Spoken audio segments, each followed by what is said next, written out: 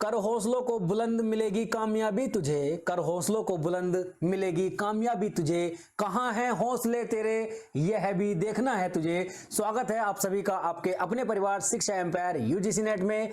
मैं अली एक बार फिर से आप सभी का स्वागत करता हूं आपके अपने परिवार शिक्षा एम्पायर यूजीसी नेट में। तो साथियों, कैसे हैं आप सभी। और आज हमारी जो रिसर्च एप्टीट्यूड की क्लासेस चल रही हैं उसमें 7 नंबर की हमारी क्लास होने वाली है आज। इससे पहले 6 क्लासें हम देख चुके हैं, 6 क्लासें बहुत अच्छे से डिटेल में पढ़ चुके हैं। जो बच्चे आज हमसे नए जुड़े हैं उनसे रिक्वेस्ट है कि पुरानी क्लासेस देखना बिल्कुल ना भूलें।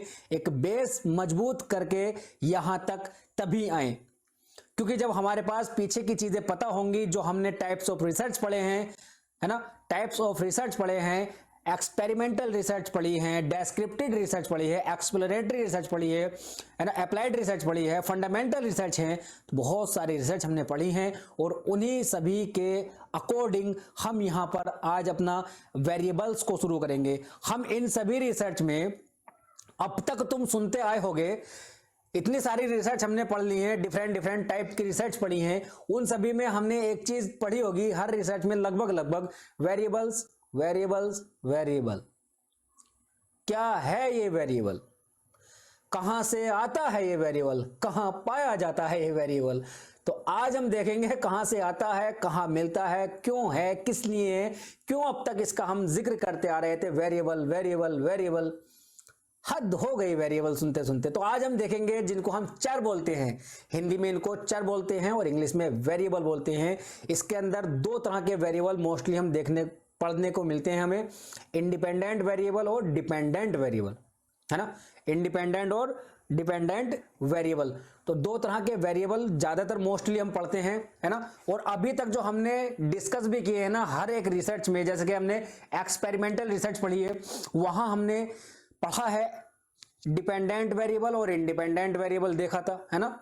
और हमने कसाई एक्सपेरिमेंट या क्वासी एक्सपेरिमेंट जिसको बोलते हैं वो पढ़ा था। उसमें भी हमने देखा था कि dependent variable, independent variable, correlational study या कोरिलेशनल रिसर्च हमने पढ़ी थी। उसमें हम इंडिपेंडेंट और डिपेंडेंट वेरिएबल का रिलेशन देख रहे थे कि एक को बदलने पर दूसरा कैसे चेंज होता है। तो आज हम वही सब देखेंगे कि असल में वेरिएबल होते क्या हैं। शुरू करेंगे धमाकेदार शानदार दमदार क्लास होने वाली है। बस साथ इतना चाहिए कि पूरी क्लास को अंत तक ईमानदारी के साथ में देखना है और अपने सभी दोस्तों को इस क्लास को शेयर करना है, जिससे कि वो लोग भी अपने इस क्लास से जुड़ सकें और तुम्हारे अपने परिवार का एक हिस्सा बन सकें। तो ज्यादा से ज्यादा अपने दोस्तों को अपने परिवार का हिस्सा बनाओ, उनको जोड़ो, ठीक है, क्योंकि जितना बड़ा अपना परिवार होगा उतना ही खुशी तुम्हें भी होगी और मुझे भी होगी, है ना, इंटरनल मोटिवेशन आएगा। तो शुरू करते हैं आज अपना जो सेशन है, देखते हैं कहां से शुरू होता है। यहां से हम देखेंगे व्हाट इज वेरिएबल्स। क्या व्हाट इज वेरिएबल्स, के वेरिएबल होते क्या हैं, वेरिएबल क्या होते हैं, जो अब तक हम पढ़ते आए हैं, है ना। देखेंगे क्या है वेरिएबल। यहां देखो नन्हे मुन्ने से कुछ दिख रहे होंगे, है ना। यहां देखो ये बैठा हुआ नाप रहा है ना टेप लेकर के, है, यहां टेप लेकर कुछ नाप रहा है इस तरह से। क्या है ये नापने की जगह, है, ऐसे बैठा हुआ है और नाप रहा है। तो वेरिएबल जो होते हैं बेसिकली रिसर्च के अंदर वेरिएबल का बहुत बड़ा अहम रोल होता है। और वो चीज होती है वेरिएबल जिसको हम नाप सकते हैं, जिसको हम तोल सकते हैं, जिसको हम मेजर कर सकते हैं, है ना। जैसे कि कोई भी हो सकता है, कोई व्यक्ति भी हो सकता है वेरिएबल, है ना, कोई वस्तु भी हो सकती है, ऑब्जेक्ट भी हो सकता है, कोई स्थान हो सकता है, प्लेस हो सकता है, कोई घटना फिनोमिना हो सकता है। ऐतिहासिक रिसर्च, अगर हम हिस्ट्रिकल रिसर्च देखेंगे ना, हिस्टोरिकल रिसर्च, तो उसमें हमारे सामने फिनोमिनाज आएंगे, घटनाएं आएंगी। अगर हम सोशल साइंस में कोई रिसर्च कर रहे हैं तो उसमें हमारे सामने जो वेरिएबल्स बन के आएंगे वो व्यक्ति आएंगे, पर्सन आएंगे, छोटा बच्चा हो सकता है। साइकोलॉजिकल जो रिसर्च होती हैं वो छोटे छोटे बच्चों को लेकर के उन पर रिसर्च की जाती है, तो वहां पर वो वेरिएबल हो जाते हैं। बेसिकली जो पार्टिसिपेंट होते हैं वो हमारे वेरिएबल्स होते हैं। इंडिपेंडेंट और डिपेंडेंट यानी कि स्वतंत्र और आश्रित। एक तो होते हैं फ्री, बिल्कुल स्वतंत्र होते हैं वेरिएबल, और एक तरह के वेरिएबल होते हैं जो कि स्वतंत्र के ऊपर ही आश्रित होते हैं। वो डिपेंडेंट होते हैं इंडिपेंडेंट के ऊपर। कोई भी रिसर्च है, हम एक इफेक्ट जो होता है, एक रिसर्च के अंदर एक चीज होती है कि हम उसको मैनिपुलेट कर रहे हैं, नाप तोल कर चीजों को डाल रहे हैं, फिर उन्हीं चीजों को डालने के बाद, उन्हीं चीजों को मिक्स करने के बाद हम उसमें चेंजेस देखते हैं कि चेंजेस क्या क्या आ रहे हैं। तो जहां हम इफेक्टिविटी, जहां हम चेंजेस देखते हैं, वो चेंजेस जो हैं वो हमारे डिपेंडेंट वेरिएबल है। चेंजेस डिपेंडेंट वेरिएबल हैं, और जिनको हम नाप तोल करके डाल रहे हैं वो क्या है, इंडिपेंडेंट वेरिएबल है ना। यहां तुमको थोड़ा सुनने में डिफरेंट लग रहा होगा, ऑपोजिट लग रहा होगा, कि तुम सोचोगे कि यार जो इंडिपेंडेंट है उसी को हम चेंज क्यों कर रहे हैं, है ना। जो इंडिपेंडेंट है उसी को हम नाप रहे हैं। अभी देखो यहां पर जब हम आगे चलेंगे ना, देखो पहले यहां देखो इसमें कुछ लिखा हुआ है, थोड़ा सा इसको पढ़ लेते हैं, फिर इनको एक एक करके पढ़ेंगे, इंडिपेंडेंट और डिपेंडेंट को, ठीक है। रिसर्च में, किसी भी रिसर्च में वेरिएबल्स के तौर पर कोई व्यक्ति हो सकता है, कोई वस्तु हो सकती है, कोई स्थान यानी कि प्लेस हो सकता है, कोई घटना, कुछ भी हो सकता है ना। ऐसी कोई चीज जिसको हम नाप सकें, तोल सकें, मेजर कर सकें, ऑब्जर्व कर सकें, है ना। ऑब्जर्व भी कर सकते हैं, नाप भी सकते हैं, तोल भी सकते हैं, उसका वजन देख सकते हैं, उसका आकार देख सकते हैं। कोई व्यक्ति है, उसको हम आकार देख लेंगे, उसका हम वजन देख लेंगे, उसको हम ऑब्जर्व भी कर लेंगे। कोई जानवर है, जानवरों को भी हम ऑब्जर्व कर लेते हैं। तो ये क्या है, जिनको हम ऑब्जर्व करें, जिनको हम नापें, जिनको हम तोलें, जिन पे हम मैनिपुलेट करें यानी कि हस्तक्षेप भी करें, उनको चेंज भी कर दें, बदल भी दें, है, तो क्या है, वेरिएबल्स होते हैं। आगे चलें, देखो यहां बैठा हुआ जो नाप रहा है ना, वो इसीलिए है कि मेजर कर सकते हैं हम। वेरिएबल यहां देखो दो प्रकार के ज्यादातर देखने को मिलते हैं हमें, एक तो डिपेंडेंट वेरिएबल और एक इंडिपेंडेंट वेरिएबल। डिपेंडेंट मतलब आश्रित और इंडिपेंडेंट मतलब स्वतंत्र, ठीक है। यहां देख लो, और एक चीज और है, यहां तुम्हें कुछ दिख रहा होगा, इसमें फर्क दिख रहा होगा ना, वजन किसका ज्यादा है, वैल्यू किसकी ज्यादा है, भारी कौन है, डिपेंडेंट। डिपेंडेंट वेरिएबल भारी होता है, उसका वजन ज्यादा होता है, यानी कि उसकी बात में दम ज्यादा होता है। क्यों होता है, क्योंकि क्वालिटेटिव है ना। उसको ऑब्जर्व करते हैं, उसमें हम छेड़छाड़ कुछ नहीं कर सकते, उसको छेड़ नहीं सकते, वो जैसा है बस उसको तुम ऑब्जर्व कर सकते हो। चेंज किसको करोगे, नापोगे तोलोगे किसको, मैनिपुलेट किसको करोगे, इंडिपेंडेंट वेरिएबल को, है ना। किसको करोगे, इंडिपेंडेंट वेरिएबल को। कोई भी रिसर्च है या कोई भी घटना है, कोई भी प्रॉब्लम है, कोई भी सॉल्यूशन है ना, कुछ भी है, कोई भी चीज अपने आप नहीं होती, उसके अंदर कुछ ना कुछ कारण होते हैं, कुछ ना कुछ प्रभाव होते हैं। कोज एंड इफेक्ट वाला जो अभी हमने रिसर्च पढ़ी थी ना, कोज एंड इफेक्ट, जो जहां जहां कोज एंड इफेक्ट देखने को हमें मिलता है, वहां हमारे सामने इंडिपेंडेंट डिपेंडेंट वेरिएबल आते हैं। इंडिपेंडेंट जो है वो कोज है, यानी कि कारण है, कोज है, कारण है, रीजन है, लेकिन कारण का प्रभाव जहां पड़ेगा, इफेक्ट जहां पड़ेगा, वो डिपेंडेंट वेरिएबल है। कोई भी चीज उत्पन्न हुई तो उसका कुछ कारण होगा ना। बारिश अगर हो रही है तो बारिश का कुछ कारण होता है, बारिश का कुछ कारण होता है, बिना वजह के, बिना कारण के बारिश भी नहीं होती, लेकिन उसका जो प्रभाव, बारिश होने का जो प्रभाव पड़ेगा, बारिश होने का जो प्रभाव होगा, वो हमारा डिपेंडेंट वेरिएबल है। धरती गीली हो रही है, डिपेंडेंट वेरिएबल है। खेतों को पानी मिल रहा है, डिपेंडेंट वेरिएबल है। खेतों का नुकसान हो रहा है, डिपेंडेंट वेरिएबल है। बारिश होने से, ज्यादा बारिश हो जाती है तो खेतों को नुकसान होता है, बारिश कम होती है या मीडियम होती है तो खेतों को फायदा हो जाता है। तो यहां इफेक्टिविटी जो हम देख रहे हैं ना, इफेक्टिविटी, इफेक्ट किस पर पड़ रहा है, खेत पर पड़ रहा है। इफेक्ट किस पर पड़ रहा है, पृथ्वी पर पड़ रहा है, अर्थ पर पड़ रहा है। अर्थ पर इफेक्ट पड़ेगा जब भी तो अर्थ की प्रोडक्टिविटी यानी कि फर्टिलाइजेशन होगा, खेतों में खेती अच्छी होगी, अर्थ पर इफेक्ट पड़ेगा ना। तो इफेक्ट को हम ऑब्जर्व करते हैं, बारिश को कंट्रोल नहीं कर सकते, उसकी जो इफेक्ट है उसको हम कंट्रोल नहीं कर सकते, लेकिन उसका जो कारण है उसके कारण को हम ऑब्जर्व कर सकते हैं, कहीं कहीं हम कारण को चेंज भी कर सकते हैं। लेकिन यहां नेचुरल साइंस में आ रहा है, हमने पॉजिटिविज्म एंड पोस्ट पॉजिटिविज्म पढ़ा था ना कल, जहां नेचुरल साइंस होता है उसमें हम चेंजेस नहीं करते, अपना पर्सनल जो भी हमारी थिंकिंग्स होती हैं, पर्सनल हमारे जो विचार होते हैं उनको नहीं लगाते, पर्सनल एक्सप्लेनेशन को उसमें यूज नहीं करते हैं। तो नेचुरल साइंस है, बारिश हो रही है, नेचुरल साइंस है, उसमें कारण तो है, रीजन तो है, कोज तो है, लेकिन उसमें हम हेरफेर नहीं कर सकते। लेकिन उसकी जो इफेक्टिविटी हो रही है, जो खेतों में इफेक्टिविटी देखने को हमें मिल रही है, वो इफेक्ट को हम ऑब्जर्व कर सकते हैं। तो कारण का क्या है, बारिश के होने का जो कारण है वो हमारा इंडिपेंडेंट वेरिएबल होता है, और जो बारिश होने की वजह से जो चीजें नुकसान हो रही हैं, जो चीजें फायदा हो रही हैं, उनको हम ऑब्जर्व करते हैं, तो वो हमारा डिपेंडेंट वेरिएबल है।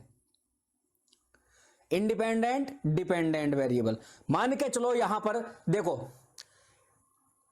जो इंडिपेंडेंट वेरिएबल होता है ना, इंडिपेंडेंट वेरिएबल पर ना कंट्रोल होता है पूरा, किसका, रिसर्चर का पूरा कंट्रोल होता है। इंडिपेंडेंट वेरिएबल पर रिसर्चर का कंट्रोल होता है।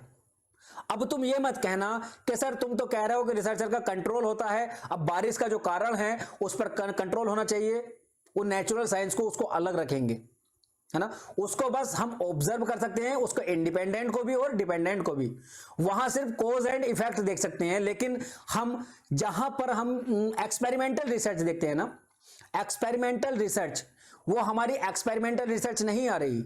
बारिश वाला जो एग्जाम्पल था वो सिर्फ समझाने के लिए था कोज एंड इफेक्ट को, लेकिन यहां कंट्रोल जो होता है वो एक्सपेरिमेंटल रिसर्च के अंदर जो वेरिएबल होता है हमारा, उस पर कंट्रोल होता है, इंडिपेंडेंट वेरिएबल पर रिसर्चर का।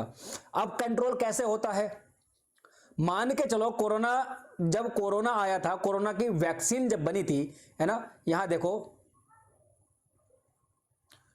अब वैक्सीन, इसमें दो चीजें होती हैं वैक्सीन की, एक तो होती है क्वांटिटी, है ना, एक तो हो गई क्वांटिटी, ठीक है, और एक चीज होती है उसकी इफेक्टिविटी। इफेक्टिविटी या फिर उसको क्वालिटी भी कह सकते हैं, इफेक्टिविटी, लेकिन बेहतर यहां रहेगा इफेक्टिविटी,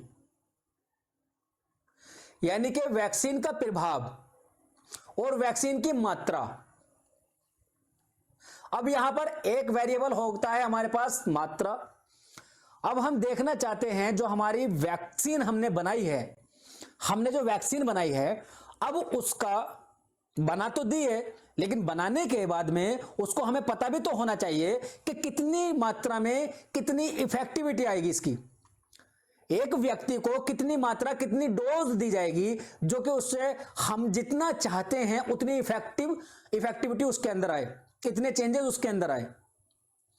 अब मान के चलो उसकी कैपेसिटी, मतलब वो ज्यादा इफेक्टिव है, रिएक्टिविटी उसकी ज्यादा है, इफेक्टिविटी उसकी ज्यादा है वैक्सीन की, और हम उसमें दे दिया, मान के चलो 1 ml लगानी है ना, मान लो 1 ml की वैक्सीन एक व्यक्ति को लगानी है और हमने 2 ml लगा दी, 3 ml लगा दी, तो क्या होगा, ब्लास्ट होगा, है ना। तो उसके लिए हमें जांचने के लिए उसकी रिसर्च करते हैं कि एक व्यक्ति के लिए कितनी सफिशिएंट हो सकती है। अब उसकी मात्रा को हम घटा सकते हैं, बढ़ा सकते हैं। हमने पहले 0.5 ml यूज की, ठीक है, 0.5 ml यूज की, तो जितनी हमें चाहिए थी उतनी नहीं इफेक्टिव हो रही, है ना। हमने फिर 1 ml यूज की, तो ठीक है इतनी हो गई। फिर तीसरा ट्रायल में हमने 1.5 कर दी, तो वो ज्यादा हो गई, लेकिन हमारे लिए फिर हमें पता चल गया कि सफिशिएंट कौन सी है, 1 ml, है ना। तो ये कैसे पता चला, हमने उसकी क्वांटिटी जो थी, जो मात्रा थी 1 ml, 0.5 ml या 1.5 ml, इसको हम क्या कर रहे हैं, मैनिपुलेट कर रहे हैं, चेंज कर रहे हैं। अब मैनिपुलेट हम किसको कर रहे हैं, क्वांटिटी को कर रहे हैं, किसकी, वैक्सीन की। हम वैक्सीन की क्वांटिटी को मैनिपुलेट कर रहे हैं। तो एक वेरिएबल हमारे सामने क्या था, क्वांटिटी, और दूसरा वेरिएबल हमारे सामने क्या था, इफेक्टिविटी। तो इफेक्टिविटी उसकी जो चेंज हो रही थी, हम इनडायरेक्टली तो चेंज किसको कर रहे हैं, इफेक्टिविटी को ही, लेकिन डायरेक्टली हम किसको कर रहे हैं, क्वांटिटी को। हमने क्वांटिटी को ऊपर किया नीचे किया, है ना, तो उसका इफेक्ट कहां हम ऑब्जर्व कर रहे हैं, इफेक्टिविटी पर, कि मनुष्य को जो हमने क्वांटिटी चेंज करके लगाई है तो उस पर क्या क्या इफेक्ट पड़ रहे हैं, क्या क्या इफेक्ट उस पर देखने को मिल रहे हैं। तो हम ऑब्जर्व किसको कर रहे हैं, इफेक्टिविटी को ऑब्जर्व करते हैं सिर्फ। समझ में आ रहा है ना, इफेक्टिविटी को सिर्फ हमने ऑब्जर्व किया, लेकिन हमने मैनिपुलेट या चेंज या हस्तक्षेप या बदलाव किसमें किया, बदलाव किया हमने क्वांटिटी में। तो क्वांटिटी जो है हमारे सामने, क्वांटिटी जो वेरिएबल है वो इंडिपेंडेंट वेरिएबल है। आई रिपीट बच्चा, इंडिपेंडेंट वेरिएबल है, ठीक है।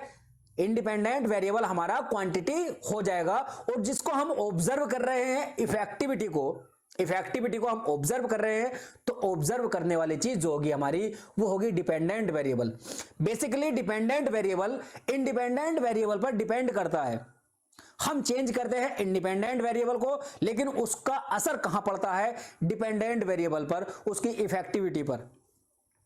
समझ में आ रही है ना, कंफ्यूजन तो नहीं है, बताओ कंफ्यूजन तो नहीं है ना। कंफ्यूजन अगर हो कमेंट करके जरूर पूछ लेना। और हां, शिक्षा एम्पायर जो ग्रुप है टेलीग्राम पर, है ना, टेलीग्राम पर जाना, शिक्षा एम्पायर यूजीसी नेट, ठीक है, टेलीग्राम ग्रुप है, वहां जाकर उसको ज्वाइन कर लेना। वहां तुम्हें नोट्स यानी कि पीडीएफ, क्लास लिंक, और जो तुम्हारे डाउट हैं, जैसे कि अगर कोई भी डाउट तुम्हारे क्लास में बच रहा है, कमेंट क्लास के नीचे कमेंट कर दो, वहां भी अगर सोल्व होने के पूरे चांस रहते हैं। लेकिन अगर वहां किसी वजह पर नहीं हो पाए, क्योंकि बहुत सारी कमेंट्स आती हैं, तो ग्रुप है, ग्रुप इसीलिए बनाया गया है कि वहां जाकर तुम डिस्कस कर सकते हो। तुम्हारे साथ के बहुत सारे पढ़ने वाले बच्चे वहां जुड़े हुए हैं।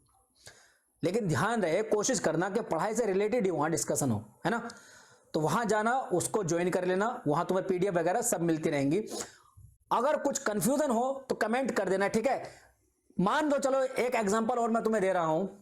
अब पंखा होता है ना, सबके पास होता है पंखा, सबके घर में पंखा है, हर किसी के घर में पंखा होगा, है, चाहे वो टेबल फैन हो, चाहे वो रूफ फैन हो, कोई भी हो सकता है। अब हर एक पंखे में एक रेगुलेटर जरूर होता है। रूफ वाले में बोर्ड में लगा होता है, स्विच के पास रेगुलेटर, जिसको हम कंट्रोल करते हैं, कंट्रोलर जिसको बोलते हैं। टेबल फैन में पंखे के नीचे ही उसी में लगा होता है ना, बटन होते हैं उसमें, 1 number, 2 number, 3 number, 4 number, 5 number, है ना। जितना तुम्हारी मर्जी है उतनी स्पीड पर तुम उसको चला सकते हो। अब एक चीज तुम यहां ध्यान करो, तुम्हें चेंज क्या करना है। मान लो गर्मी ज्यादा है, पंखा थोड़ा 1 नंबर पर चल रहा है, तुम्हें ज्यादा गर्मी लग रही है, तुम्हारा मन किया 3 नंबर पे कर दिया, उसको 3 नंबर पर करना चाह रहे हो तुम, 6 नंबर पर, 5 नंबर पर करना चाह रहे हो, 6 तो शायद होते नहीं है ना, 4 नंबर पर कर दिया तुमने, गर्मी ज्यादा लग रही है। अभी मौसम सर्दी के चल रहे हैं मौसम सर्दी है, पंखा किसने चला दिया, तुम्हें थोड़ी सी गर्मी लग रही है, चेंज होने लगा, तो तुम 4 नंबर पर अगर पंखा चलेगा तो तुम्हें ठंड लगेगी, तो तुम क्या कहोगे, 1 नंबर पर कर दोगे। अब वो तुम किसको चेंज कर रहे हो, बेसिकली चेंज तुम किसको कर रहे हो, पंखे की स्पीड को। लेकिन लेकिन लेकिन पंखे की स्पीड को तुम इनडायरेक्टली चेंज कर रहे हो, सीधी तरह से पंखे को नहीं चेंज, मतलब पंखे की स्पीड को नहीं चेंज कर रहे, तुम डायरेक्टली जो चेंज कर रहे हो रेगुलेटर को चेंज कर रहे हो। रेगुलेटर को 1 नंबर पे घुमा रहे हो, 2 नंबर पे घुमा रहे हो, 3 नंबर पे घुमा रहे हो। जो चेंज हो रहा है, जो वैल्यू चेंज हो रही है, वो रेगुलेटर में चेंज हो रही है ना। जो तुम मैनिपुलेट कर रहे हो, रेगुलेटर को मैनिपुलेट कर रहे हो, लेकिन ऑब्जर्व किसको किया, ऑब्जर्व किया तुमने पंखे की स्पीड को। अरे यार मैंने 3 नंबर पे किया तो पंखे की स्पीड इतनी घूम रही है, 1 नंबर पे कर रहा हूं तो थोड़ा स्लो घूम रहा है, 4 पे करोगे तो और तेज घूमेगा। तो ऑब्जर्व किसको तुम कर रहे हो, ऑब्जर्व तुम कर रहे हो पंखे की स्पीड को, लेकिन मैनिपुलेट किसको कर रहे हो, कंट्रोल किसको कर रहे हो, कंट्रोल कर रहे हो तुम इंडिपेंडेंट वेरिएबल को, यानी कंट्रोलर को, यानी रेगुलेटर को। तो बेसिकली समझने का, समझाने का यही मकसद है कि इंडिपेंडेंट वेरिएबल जो होता है वो इंडिपेंडेंट वेरिएबल होता है जिसको हम मैनिपुलेट करते हैं, जिसको हम चेंज करते हैं, जिसको हम हेर फेर करते हैं, जिसमें हम बदलाव करते हैं। समझ में आ रही है। डिपेंडेंट वेरिएबल वो होता है जो कि इंडिपेंडेंट वेरिएबल के ऊपर डिपेंड करता है कि जितना तुम उसमें चेंज करोगे इतनी इफेक्टिविटी उसमें होगी। ठीक है, बात समझ में आई?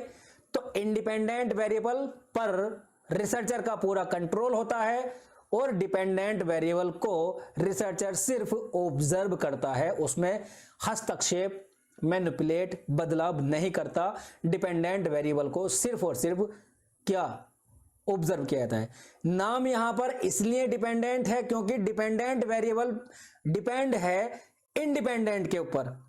यहां थोड़ा सा कंफ्यूजन सिर्फ यही होता है कि इंडिपेंडेंट को हम चेंज क्यों करें, इंडिपेंडेंट तो स्वतंत्र है, वो तो अपनी मर्जी से चलेगा, लेकिन इंडिपेंडेंट के ऊपर डिपेंड करता है हमारा ऑब्जर्व करने वाला जो हमारा डिपेंडेंट वेरिएबल है। उम्मीद करता हूं कंफ्यूजन बिल्कुल दूर हो गया होगा, कोई भी कंफ्यूजन नहीं बचा होगा। फिर भी कोई कंफ्यूजन हो तो कमेंट कर देना, ग्रुप में जाके जुड़ जाना। शिक्षा एम्पायर यूजीसी नेट टेलीग्राम पर ग्रुप है, उसको ज्वाइन कर लेना। ठीक है, आगे चलते हैं, आगे देखें इनके बारे में और क्या क्या है। यहां देखो, अब हमारे सामने आता है तीसरे नंबर का वेरिएबल जो कि इंटरवेनिंग वेरिएबल है। क्या है जी? इंटरवेनिंग वेरिएबल है।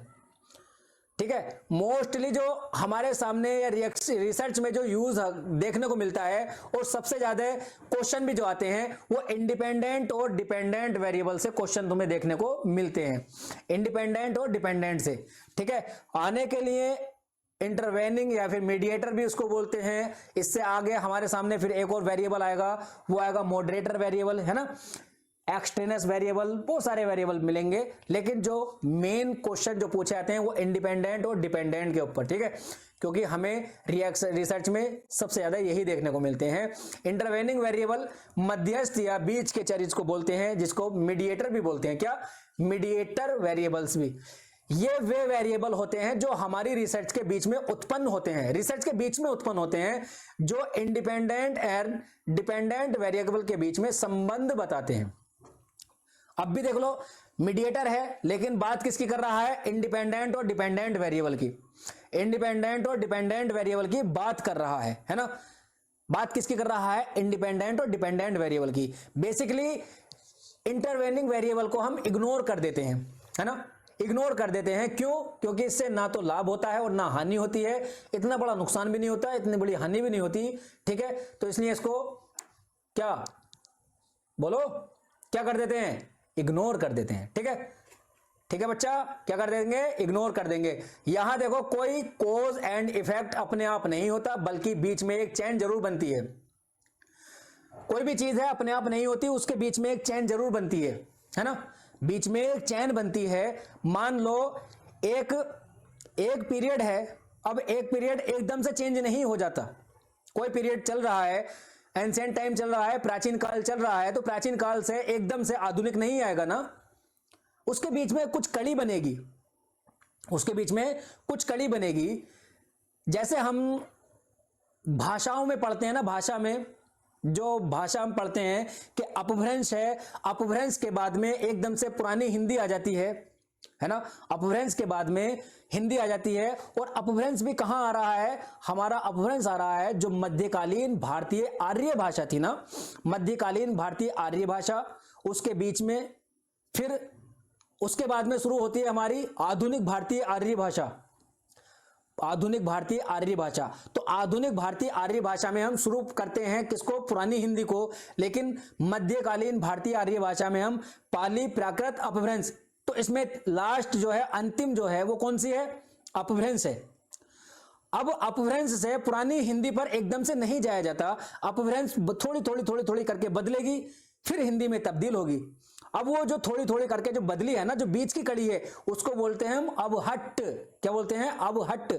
तो अब अपभ्रंश से एकदम से पुरानी हिंदी नहीं हुई है या हिंदी नहीं हुई, तो उसके बीच में जो एक कड़ी बनी ना, उसको बोलते हैं अबहट्ट भाषा। ठीक है, तो ऐसे ही यहां कोई भी चीज कभी भी कहीं भी बिना कोज एंड इफेक्ट के नहीं होती है, उनके बीच में कड़ी बनती है। जो कड़ी बनेगी वो मध्यस्थ चर कहलाएंगे। अब जैसे यहां देखो, एक एग्जाम्पल है देखो कि पॉवर्टी है, यानी कि गरीबी, ठीक है, lack of access of health care. ठीक है, इसको अभी देखेंगे। पहले यहां देखो, क्योंकि हमारा इंडिपेंडेंट वेरिएबल, ठीक है, और डिपेंडेंट वेरिएबल ये हो जाएगा, ये हमारा डी हो जाएगा और ये हमारा क्या हो जाएगा, आई हो जाएगा, इंडिपेंडेंट वेरिएबल। ठीक, अब इंडिपेंडेंट वेरिएबल क्या है, गरीबी है। गरीबी को घटा सकते हो तुम, गरीबी को बढ़ा सकते हो तुम, लेकिन जो डिपेंडेंट वेरिएबल है ना, शॉर्टर लॉन्गेविटी, शॉर्टर लॉन्गेविटी यानी कि कम दीर्घ आयु या जीवन काल बहुत कम, यानी कि कम दीर्घ आयु जीवन काल बहुत कम। जो गरीबी है, अब एक रिसर्च में पता चला जो गरीब लोग होते हैं ना, उनकी आयु बहुत कम होती है, मतलब दो दीर्घ आयु तक नहीं जीवित रहते। रिसर्च में पता चला है कि जो गरीब, बहुत गरीब लोग होते हैं, उनकी जो आयु होती है, उनका जो जीवन काल होता है, वो दीर्घ आयु तक नहीं चलता है ना। वो क्यों नहीं चलता? अब बीच में एक चीज बनती है, बीच में एक चीज आती है, देखो ये क्या है, ये lack of access of health care, यानी कि वो लोग अपनी हेल्थ केयर के लिए ज्यादा अवेयर नहीं होते, या फिर यूं कहें कि उनको सुविधाएं नहीं मिलती, या फिर यूं कहें कि उनको समय पर इलाज नहीं मिलता। तो बीच में कड़ी क्या बनी, इलाज की कमी, health care, lack of health care, यानी कि अपने जो स्वास्थ्य का उनका जो भी केयरनेस है ना, केयरलेस नहीं कह सकते है ना, क्योंकि उनको सुविधाएं नहीं मिलती इतनी। अब इस चीज का ध्यान किसको देना चाहिए, सरकार को ध्यान देना चाहिए ना। तो यहां पर एक बीच की कड़ी क्या बनी, हेल्थ इशू, क्या बना, कम इलाज, क्या बना, इलाज की कमी, है ना। तो गरीबी, अगर गरीबी बढ़ जाएगी तो उनकी आयु भी बढ़ जाएगी, है ना। तो गरीबी को हम घटा रहे हैं, गरीबी को बढ़ा रहे हैं, लेकिन ये चीज हमारे हाथ में नहीं है ना, जो यहां है ना, ये चीज हमारे हाथ में नहीं है। इसको हम सिर्फ ऑब्जर्व कर सकते हैं, इसको सिर्फ ऑब्जर्व कर सकते हैं, इसको हम देख सकते हैं। क्या देख सकते हैं, हमने अपनी रिसर्च में कुछ गरीब लोगों को पकड़ा, है ना, हमने अपनी रिसर्च में कुछ अमीर लोगों को पकड़ा, हमने अपनी रिसर्च में कुछ बहुत ज्यादा अमीर लोगों को पकड़ा, है ना। तो उन सभी पर रिसर्च की, तो हम इनको चेंज कर सकते हैं, लेकिन इस चीज को ना, जो ये है, इसको हम अपने, ये हमारे हाथ में नहीं है। हो सकता है एक गरीब बहुत ज्यादा भी जी सकता है ना, हो सकता है एक गरीब बहुत ज्यादा जी सकता है, हो सकता है एक अमीर बहुत कम जी सकता है। तो ये हमारे हाथ में नहीं है, इसको सिर्फ हम ऑब्जर्व कर सकते हैं, लेकिन इसको हम, ये हमारे हाथ में है। हमने अपनी रिसर्च के लिए गरीब ले लिया, हमने अपनी रिसर्च के लिए अमीर ले लिया, बहुत ज्यादा अमीर ले लिया, है ना। तो बीच में जो पता चलता है ना, इंटरवेनिंग वेरिएबल क्या होता है, इंटरवेनिंग वेरिएबल जो बीच में निकल के आया वो था इलाज। क्या था, इलाज, यानी कि इलाज अगर सही मिलेगा तो हो सकता है जीवन काल बढ़ जाए, अगर इलाज सही नहीं मिला तो हो सकता है जीवन काल घट जाए। तो ये था हमारा इंटरवेनिंग वेरिएबल। या फिर जो हमने पंखे का और उसका लिया था रेगुलेटर का, उसमें भी चेंज कर रहे हैं रेगुलेटर को, इफेक्ट पड़ रहा है पंखे पर, लेकिन इनके बीच में क्या है, इनके बीच में वायर है ना। तो वायर को हम इंटरवेनिंग वेरिएबल बोल देते हैं। काउंट नहीं करते, है ना, काउंट नहीं करते, लेकिन हम हमारा ध्यान किस पर रहता है, इंडिपेंडेंट वेरिएबल यानी कि कंट्रोलर रेगुलेटर पर, और दूसरा ध्यान रहता है हमारा ऑब्जर्व करने के लिए पंखे की स्पीड पर। समझ में आ गई बात, आगे चलते हैं, चलो देखते हैं आगे क्या क्या है। और ओके, मॉडरेटर वेरिएबल है, बनावटी या उत्प्रेरक इसको बोलते हैं। अब बेसिकली ये क्या है, कैटेलिस्ट भी इसको बोल देते हैं, कैटेलिस्ट का काम करता है ये।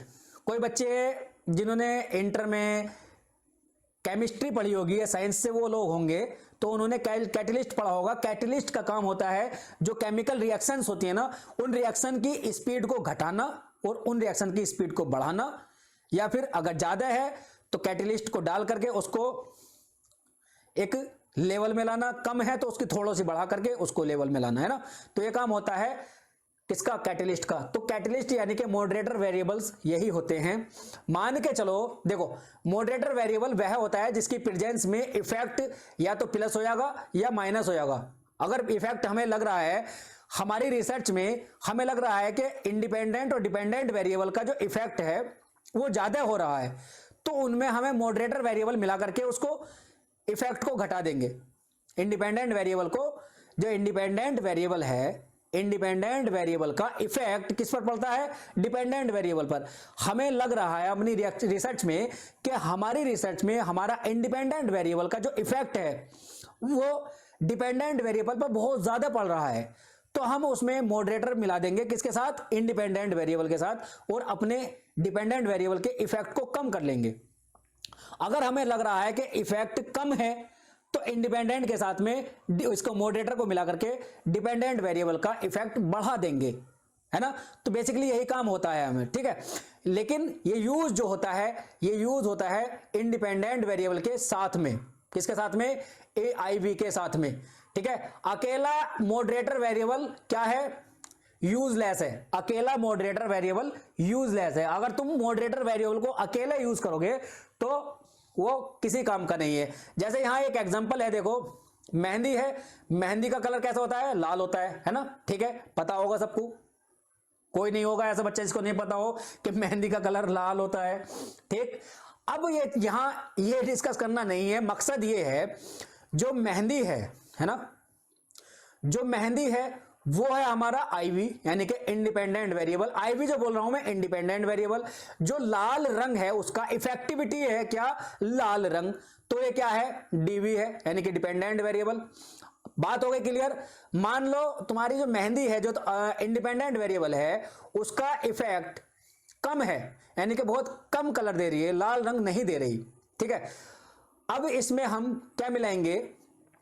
कभी कभी तुमने देखा होगा, जो गांव से लोग होंगे उनको पता होगा कि मेहंदी के कलर को या मेहंदी के कलर को ज्यादा लाल करने के लिए ना चीनी पानी का, ऐसे इस तरह से चीनी पानी का घोल मिलाया जाता है। चीनी प्लस पानी का घोल मिलाया जाता है। कुछ लोग नींबू भी मिला देते हैं, है ना, नींबू भी मिला देते हैं। तो ये सब क्या है? ये वाला जो घोल है ना, ये वाला जो पानी हमने मिलाया, लिक्विड जो हमने मिलाया, इसको हम लगाते हैं ऊपर से मेहंदी के, तो उससे क्या इफेक्टिविटी बढ़ जाती है, लाल रंग बहुत अच्छा आता है ना।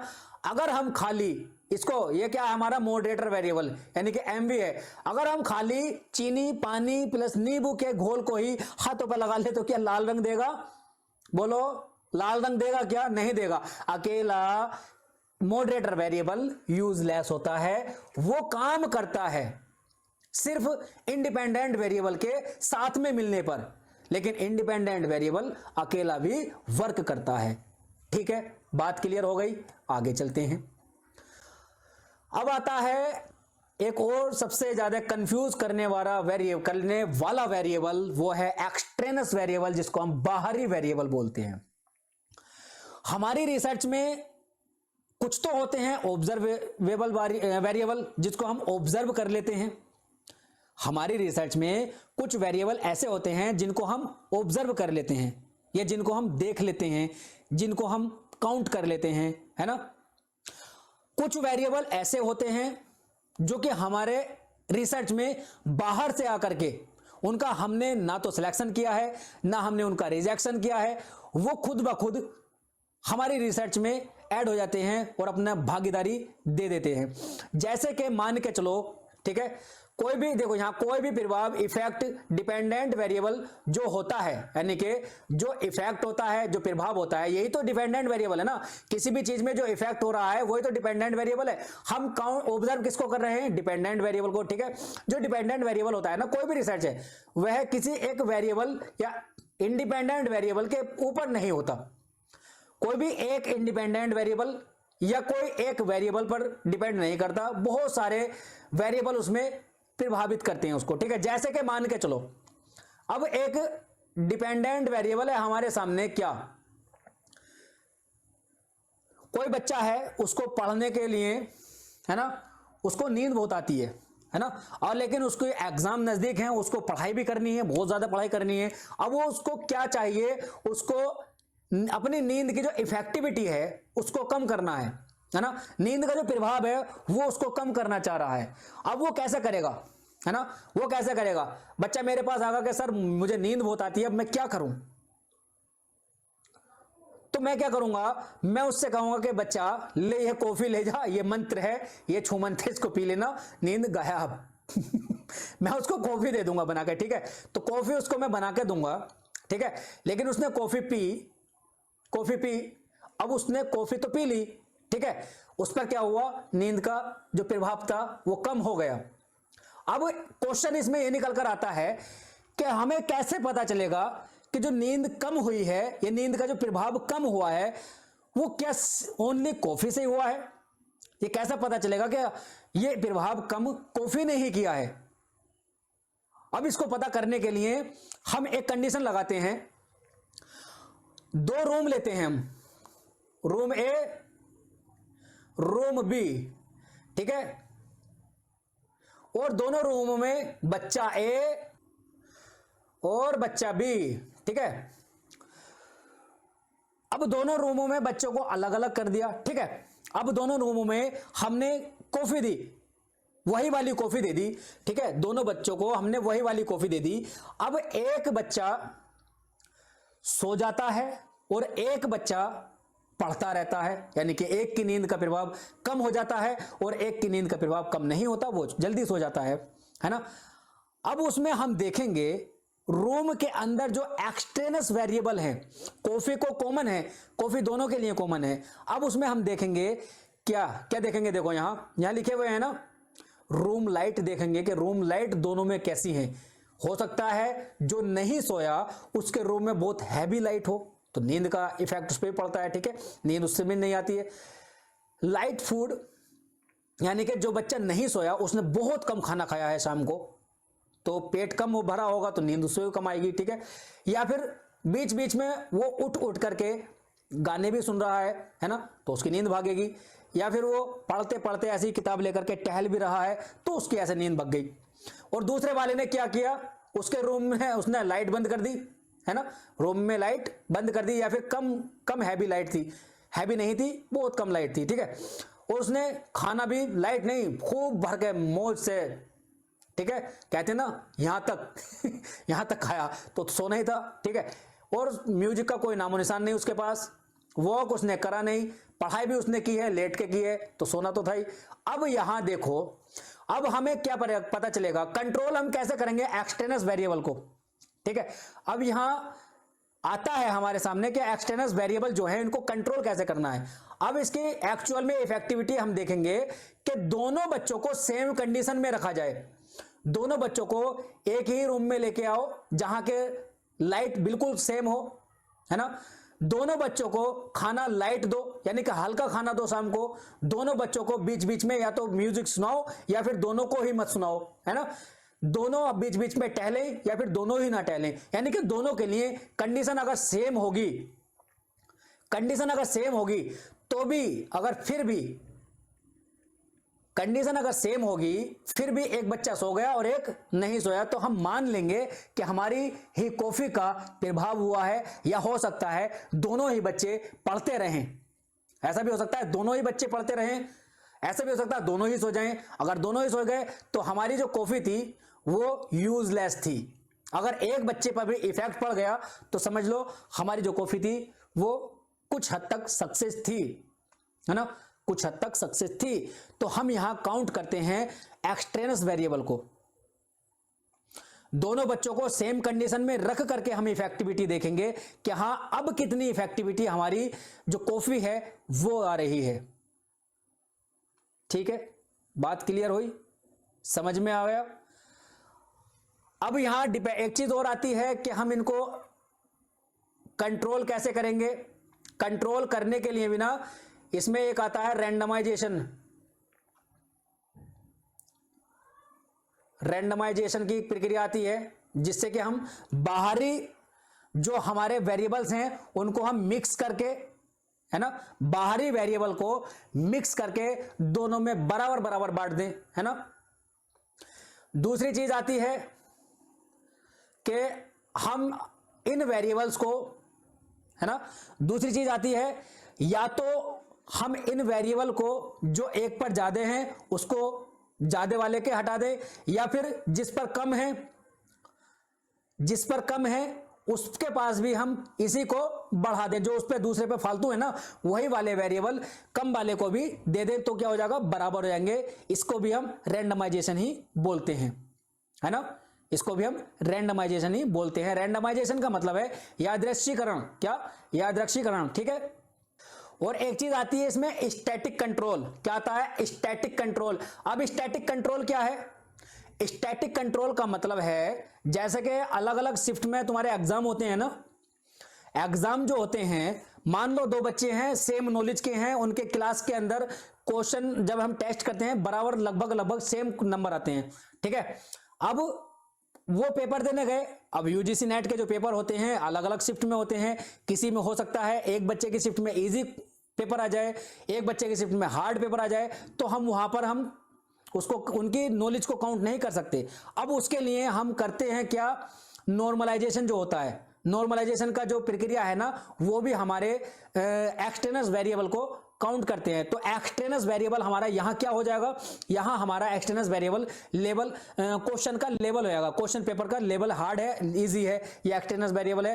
हो सकता है दोनों बच्चों का सेंटर अलग अलग जाए, एक के सेंटर पर बहुत अच्छी सुविधाएं हैं, वो एक्सटेनस वेरिएबल है, वो भी इफेक्ट करेगा उसको। मतलब अगर सुविधाएं अच्छी हैं तो कुछ चीजों से तो उसका माइंड फ्रेश रहेगा ना।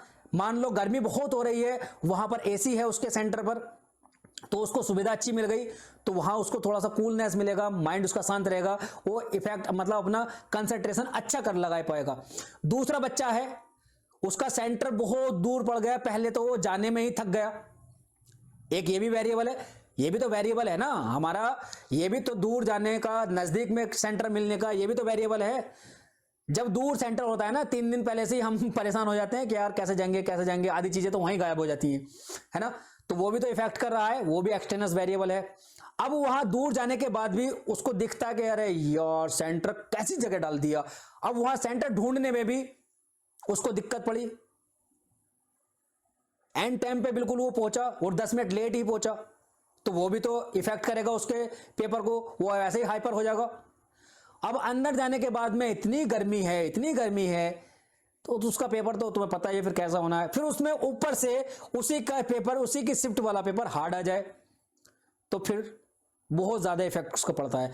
तो यहां ये जो फालतू चीजें हैं ना, ये क्या है, एक्सटेनस वेरिएबल है। या तो दूसरे वाले बच्चे को भी सेम कंडीशन में, सेम सेंटर हो, सेम दूरी पर हो, सेम दूर, दोनों को ढूंढने में परेशानी हो, ठीक है, सेम लेट पहुंचे और वहां गर्मी भी सेम मिले, तो तुम उसको काउंट कर सकते हो। अगर नहीं है तो उसमें नॉर्मलाइजेशन तुम कर लगा सकते हो, इसीलिए नॉर्मलाइजेशन होते भी हैं, ठीक है। तो यहां हमारे जो वेरिएबल थे वो कंप्लीट हो चुके हैं। उम्मीद करता हूं बहुत अच्छे से समझ में आए होंगे, बहुत अच्छे से समझाने की कोशिश की है। फिर भी कोई कंफ्यूजन, कोई दुख, कोई दर्द, कोई तकलीफ अगर हो, वो भी इस टॉपिक से रिलेटेड, तो कमेंट कर देना, वो दुख दर्द तकलीफ तुम्हारा समाधान किया जाएगा। और टेलीग्राम ग्रुप शिक्षा एम्पायर यूजीसी नेट जो टेलीग्राम ग्रुप है उसको ज्वाइन कर लेना, वहां पर जाकर ज्वाइन कर लेना, उसको में तुम्हारे जो डाउट है वो क्लियर होते रहेंगे, जो पीडीएफ्स हैं वो मिलती रहेंगी, और जो भी कुछ अदर इंफॉर्मेशंस हैं वो तुम्हें प्रोवाइड होती रहेंगी, और क्लास के लिंक भी तुम्हें वहां मिलते रहेंगे, ठीक है। जो बच्चे आज हमसे नए जुड़े हैं उनसे वही रिक्वेस्ट जो शुरू में की थी कि पुरानी क्लासेस देखना बिल्कुल ना भूलें, और अपने इस परिवार को, अपने इस चैनल को, अपने इस क्लास को अपने सभी दोस्तों तक शेयर करें। जिनको पता नहीं है उनको भी शेयर करें, जिनको पता है उनको भी शेयर करें, ताकि वो लोग भी अपनी तैयारी बेहतर कर सकें और हमारे साथ जुड़ सकें। अपने तुम्हारा ये परिवार है वो उसके साथ जुड़ सकें, तुम्हारा परिवार बड़ा होगा, बड़ा परिवार होगा, खुशी होगी, ठीक है। तो मिलते हैं अगले सेशन में, तब तक के लिए हंसते रहें, मुस्कुराते रहें, अपना और अपनों का बहुत सारा ख्याल रखें। धन्यवाद, टेक केयर, बाय, जय हिंद।